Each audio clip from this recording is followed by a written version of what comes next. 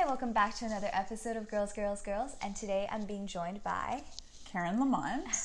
So give a brief introduction of yourself, who you are, what do you do? I started Citrus Silver, which is a jewelry company, about 12 years ago.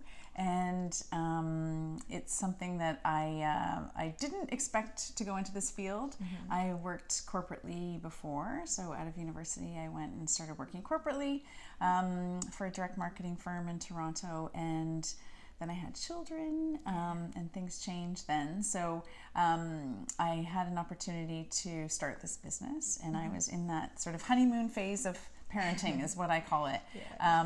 And so there's sort of that mad, crazy love for your children. And so I started this company as a way to connect to my children when I wasn't with them.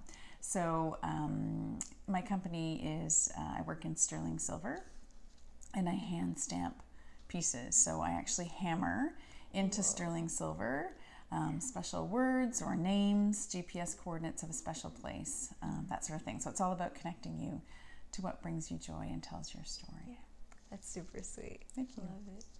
So first question, if you were a fruit, what would you be and why? Oh, well, that's a good question because my company's Citrus Silver, right? Oh, yeah. So I named it that because the tagline was silver with a twist. So the twist being the personalization. Yeah. So I've actually always sort of related a little bit to fruits for that reason, in a weird way. I would say a grapefruit because I love pink.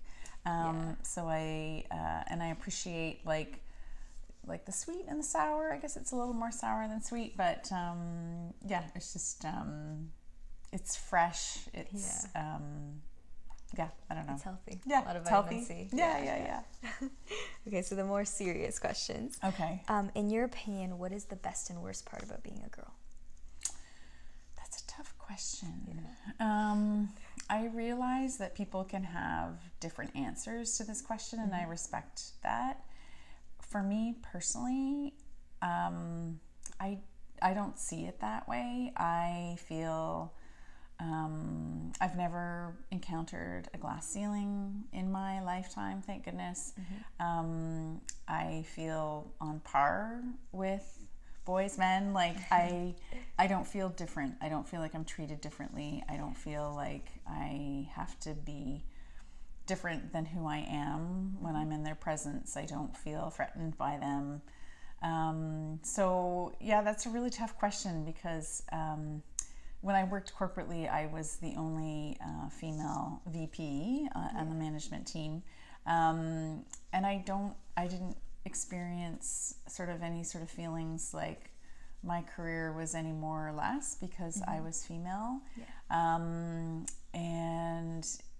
my experience running this company, I guess because I'm surrounded by a lot of female entrepreneurs and other female business owners, I feel pretty powerful. Like I don't feel like there is a glass ceiling. Like I say, for me personally, I know it certainly exists out there for a lot of women. Yes. Probably in different sectors, but based on where I am in my world and in my life, I haven't experienced it. So that's tough fantastic. one. Yeah, that's really lucky. Mm-hmm. Yeah. So, what is your definition of success, and do you think you've achieved it? Yeah, I love that. Absolutely, I feel like I've achieved it. So my definition of success would be to follow what you're passionate about. And to get joy back. So I have been very fortunate in the 12 years that I've been running Citrus Silver to be providing people with jewelry that connects them to either their families or to a special place or maybe the date or Roman numerals of a special, an unforgettable date. So I'm bringing them joy by connecting them to what's important to them. So that feels pretty good, right? So I'm I'm allowing them to shine and bring them joy. And so that brings a lot of joy to me. And I'm very fulfilled in what I do. So I'm constantly designing new pieces. I'm just in the process of doing a rebrand of my company and my website. So that's exciting. So yeah, so I'm following my passion, and I'm pretty, fulfilled doing what I do. So for me, that's the definition of success. Yeah. And also the most important thing in life is happiness. Yeah, absolutely. So, yeah, it's great. Who or what inspires you? So I would definitely say I'm inspired by other female entrepreneurs. There's a huge network of female entrepreneurs out there. Yes. They're on your street, they're in your community, they're everywhere. So I belong to a number of different female entrepreneur. Many of them are sort of like mother entrepreneur type groups, and that's where I get inspired, seeing what other women are doing, how they're sort of juggling family and these awesome businesses and the success that they're having. And there's also tons of great organizations for women as well. So the Women of Influence is amazing. There's a group in Toronto called Mamas & Co. That's another great group of women who are running their own businesses. They're also moms, so they're kind of doing it all. So there's lots of inspiration out there. And I feel like, especially for moms, it's such a, like, I don't know, not like a hard thing, but it's like to balance your family life and your work life, and you just, I don't know, you're just powering through it all. And you just amazing. Make it happen, right? Like there's lots of obstacles along the way, but you just make it happen. So what is your biggest regret? I don't have a ton of regrets, thankfully, but I would say when I started my company, not necessarily just when I started, but in the early years of running my business, I feel like I wasn't necessarily open. You know what I mean? I feel like I sort of had this very clear idea of what I wanted to do and how I wanted to do it. And I think if I had just been a little more open to trying new things, maybe experimenting in different ways, whether it's, in how I was sort of organizing my sales funnel or marketing or working with different individuals. I just feel like I was just kind of running it kind of solo.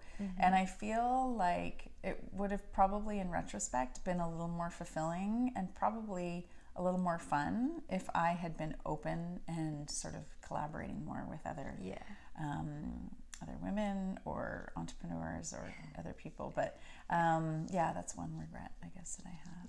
And I don't think it's a super big roadblock either. So it's not. It's just something that I reflect on and think, I wish I had done that a little bit differently. And of course, I've got that knowledge now, so I'm obviously open now and feeling, more receptive to sort of going to an event and just being open to who you meet and what opportunities might present themselves or opportunities that you can action because of certain, meeting certain people. So I always feel like even just going to like a networking event, there's always like a good nugget there. There's always an opportunity to do something with someone. You just need to be open to it. That's the starting point. Just being open, having an open mind about it. Yeah. I totally agree. So what is your proudest achievement? Oh gosh. I guess I know this sounds crazy, when I first started, I hired a friend who was a publicist, and she put together a press kit for me. And I didn't have a lot to invest in it at that point. So she sort of put the kit together for me, but she didn't send it out to any media. So I sent it out to sort of like my top 10 media outlets. And this is before my website launched. Actually, it was just at the same time my website had launched.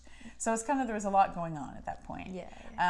So I sent it out to 10 companies that I thought sort of aligned with my products and my offering, and I just kind of threw it out there, and I didn't even have time really to follow it up, which is kind of like a sin when it comes to doing going after media, is that you have to follow up with them typically.